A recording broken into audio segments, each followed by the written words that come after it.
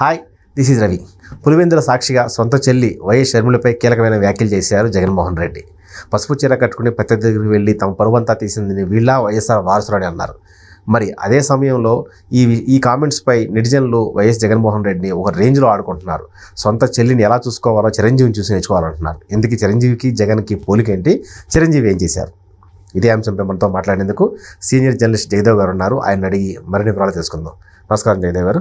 So ఇప్పుడు చిరంజీవికి CM జగన్కి పోలిక పెడుతున్నారు చెల్లెల విషయం, చెల్లెల్ని ఎలా చూసుకోవాలని చెప్పి. సో ఆ పోలిక ఏంటి, అసలు ఇంతకు ఏం జరిగిందంటే చిరంజీవి గారు మొన్న పవన్ కళ్యాణ్ గారికి 5 కోట్లు విరాళం ప్రకటించిన తర్వాత ఈ రాజకీయాలకు సంబంధించి దాని విషయాల్లో ఎక్కువగా ట్రోల్స్లో కనిపిస్తున్నారు చిరంజీవి గారు.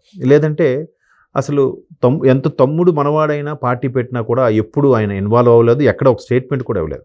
చాలా సందర్భాల్లో మీడియా మిత్రులు అడిగినప్పుడు కూడా నేను సరితోగను, బట్ వాడు సరైనోడు, అందరి లెక్క సరిచూస్తాడు అన్నట్టుగానే చెప్పారు తప్ప ఎక్కడ నేను ఈ పార్టీకి ఫేవరు, ఈ పార్టీ కాదు అన్నట్టుగా ఎక్కడ మాట్లాడలేదు. అయితే మొన్న విరాళం ఇచ్చి తమ్ముడు ఇబ్బందుల్లో ఉన్నాడని తెలుసుకొని ఆయన ఆస్తులు అమ్ముకొని మరీ రాజకీయాలకు ఖర్చు పెడుతున్నాడనే విషయంలోనూ, మరి లేదంటే మారల్ సపోర్ట్గా ఉందామనో ఆయన ఒక అండగా ఉన్నాడు. అయితే ఎప్పుడైతే అతను అన్నదమ్ములకే కాదు, అన్నదమ్ములకే అండగా ఉండాల్సిన అవసరం లేదు. తమ్ముడు ఒక పెద్ద మెగా సూపర్ స్టారు, ఇంకో తమ్ముడు పెద్ద ప్రొడ్యూసరు, కానీ వాళ్ళకి ఇప్పటికీ అండగా ఉంటున్నాడు. That is megastar.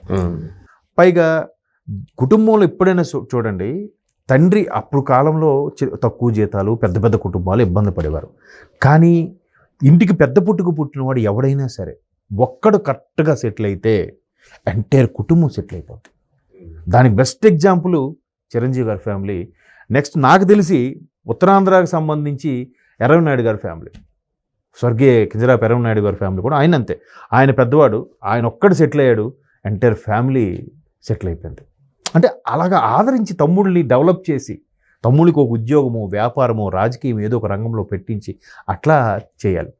సో ఇప్పుడు ఈ సందర్భం ఎందుకు చెప్తున్నానంటే, నిన్న మీరు అన్నట్టుగా పులివెందులలో అక్కడ అలాగే కడప నియోజకవర్గం సంబంధించి కూడా అవినాష్ రెడ్డి గారి గురించి మాట్లాడుతూ, అవినాష్ రెడ్డి గారు దూర బంధువు, దగ్గర బంధువేం కాదు.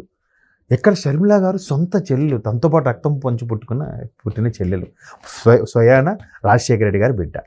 సో తనకి ఇటువంటి వ్యాఖ్యలు చేయడం, విమర్శలు చేయడం, అంటే ప్రత్యర్థికి ఇంటికి వెళ్ళి పసుపు చీర కట్టుకొని, అంటే తెలుగుదేశం పసుపు పార్టీ అని పసుపు చీర కట్టుకొని వెళ్ళి ఆహ్వానించడం, అది అసలు రాజకీయం. షర్మిల గారు చేస్తున్నది అసలు రాజకీయం, వీళ్ళు చేస్తున్నది కాదు. ఎందుకంటే లోపల ఎంత కుళ్ళున్నా, కక్ష ఉన్నా, పగున్నా బయటికి మాత్రం నమస్తే అని చెప్తున్నా, అందరికీ అభివాదం చేయాలి. అది కదా రాజకీయం.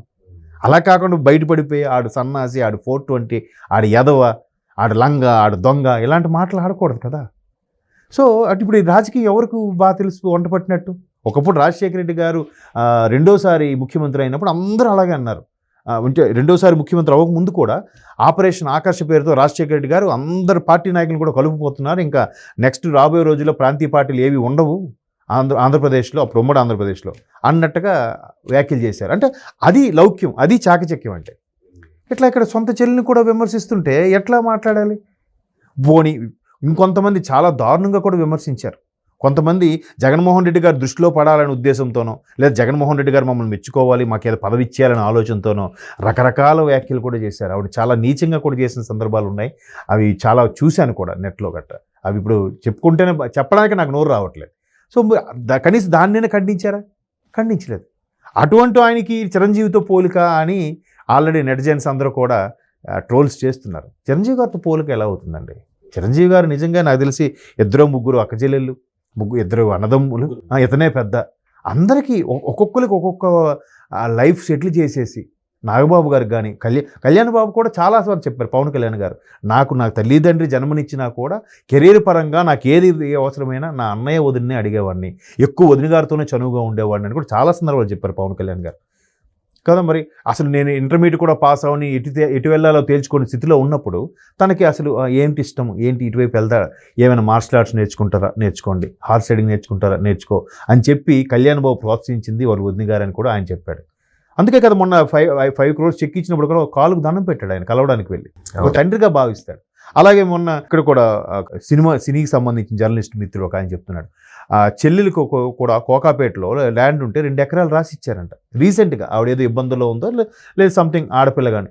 మీరు ప్రతి రాఖీ పౌర్ణమి పండగ కూడా చూడండి, కంపల్సరీగా మెగా ఫ్యామిలీ నుంచి ఒక యూట్యూబ్లో ఒక 5 పిక్స్ పెడతారు, అబ్జర్వ్ చేశారా? ఆ 5 పిక్స్లో కూడా ఆ చెల్లెలు వచ్చి కూడా చిరంజీవి గారికి రాఖీలు కట్టడం, వాళ్ళు పూజ గదిలో నిలబడి ఫోటోలు దిగడం. ఇప్పటికేనండి పిల్లలు మనవులు అయిపోయినా కూడా ఆ రిలేషన్స్ మెయింటైన్ చేస్తూ వాళ్ళందరినీ ఆదరించి వాళ్ళందరికీ అండగా నేను పెద్ద దిక్కుగా ఉన్నాను అని చెప్పకనే చెప్తున్నాడు కదా. అది చిరంజీవి గారితో కంపారిజన్ ఎలా అవుతుందండి? అసలు ఎంతమంది ఎన్ని విమర్శలు చేసినా అంత స్టేచర్ ఉండి కూడా, అంత మెగాస్టార్ అయ్యిండి కూడా ఎక్కడ ఎవరిని ఒక పల్లెత్తి మాట అండి ఆయన. ఇంకా ఆయన మీద ఎవరైనా అంటే నాగబాబు గారు విసురులు విసిరిన సందర్భం ఉంది, బన్నీ లాంటి వ్యక్తులు కూడా చిరంజీవి గారిని ఏమనంటే అవతల వ్యక్తులకి కౌంటర్లు ఇచ్చిన సందర్భాలు ఉన్నాయి. కానీ చిరంజీవి గారు ఎప్పుడు ఎవరిని విమర్శించడం, ఎవరిని మాట్లాడు.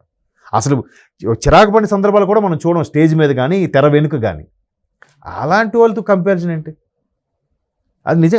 అదే ఇప్పుడు నేను ఏవైతే మాటల రూపంలో నేను వ్యక్తపరిచానో అది నెటిజన్స్ ట్రోల్స్ రూపంలో వ్యక్తపరుస్తున్నారు వాళ్ళ ఆవేశాన్ని, వాళ్ళ యొక్క చిరాకుని కూడా. అంతే కదా. సొంత చెల్లెలు రాజకీయాల్లో ఉండొచ్చు, రాజకీయమే, పోనీ డబ్బు మనీ కావాలి అది ఉండొచ్చు. మరి ఆవిడ మీద మీరు అంటున్నారు ఓకే, ఎవరైనా దారుణంగా మాట్లాడితే మీరు వెంటనే ఖండించాలిగా. ఖండించిన కూడా లేదు. మొన్న ఒక ఆవిడైతే ఎంత దారుణంగా పేరు అనితారెడ్డో ఏదో సంథింగ్ అఖిలారెడ్డో గుర్తులేదు, ఇట్లాగే పెట్టింది. షర్మిల ఏం పేరు ముసుమునూరు ఏదో సంథింగ్, ఇప్పుడు అనిల్ గారి ఇంటి పేరుతో ఆ షర్మిల గారికి అనిల్ గారు మొదటి భార్యని ఇప్పటి వరకు టార్చర్ పెడుతుంది, వాళ్ళ పిల్లలకు కూడా వీళ్ళ పిల్లలకు పెళ్ళి అయ్యే వరకు పెళ్ళి అవనివ్వట్లేదు, ఇట్లా చేస్తుంది. అసలు ఈవిడ అసలు ఎలాంటిది, అటువంటి సీతారాములు లాంటి అన్నావదుల్ని మేము విమర్శిస్తుంది, జగన్మోహన్ రెడ్డి భారతి గారు సీతారాములు అంట అన్నట్టుగా ఇవి ట్రోల్స్ చేస్తుంది. అంటే వీళ్ళేదో ఆయన దృష్టిలో పడాలని ట్రోల్స్ చేస్తున్నారు కానీ అనవసరంగా మళ్ళీ ఆ కుటుంబానికి అది ఆపాదించబడుతుందని చిన్న కామన్ సెన్స్ కూడా వాడట్లే. ఎందుకు? ఇప్పుడు ఫర్ ఎగ్జాంపుల్ షర్మిల గారు ఆ మొదటి భార్యని ఎవరినో టార్చర్ పెట్టారు అనుకుందాం, లేదా ఎవరి మీద ఈగో ప్రదర్శించి బిల్డప్ ఇచ్చారు అనుకుందాం.